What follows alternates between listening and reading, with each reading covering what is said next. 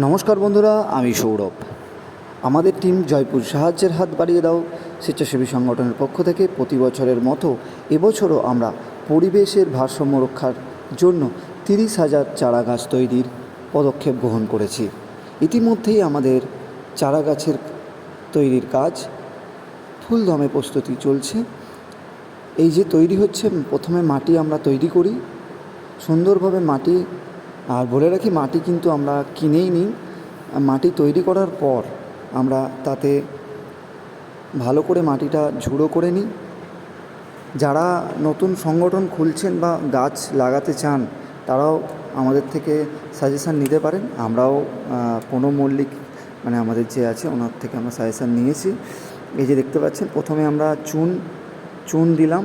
চুন দেওয়ার পর যে জৈব সার আছে, হাড় গুঁড়ো বা শিংকুচো, এই যে দেখতে পাচ্ছেন হাড় গুঁড়ো, শিংকুচো, কিছু রাসায়নিক সার অল্প কিছু আমরা দিই, বাদবাকি সব জৈব সারই দিই। কারণ কম খরচের মধ্যে এটাই সবচেয়ে ভালো পদ্ধতি এবং খুব অনেক দিন পর্যন্ত থাকে এই সার।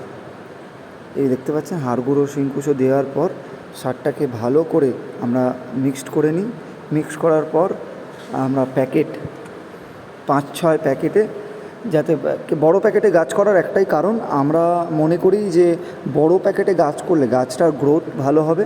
এই যে আমাদের সংগঠনের সদস্যরা অনিরুদ্ধ বাগ, সৌরভ রায়, কৌশিক রায়, মলয় রায় এবং তপব্রত প্রাল, এই সবাই মিলে আমরা দেখতে পাচ্ছেন প্রত্যেক পার ডে আমরা 1000 করে প্যাকেট তৈরি করি আমাদের মতো করে। আমরা তারপরে সেটা আমাদের কুন্দুলিয়ার যে সমস্ত বাচ্চা ছেলে দেখতে পাচ্ছেন, ওরাও হাত লাগিয়েছে।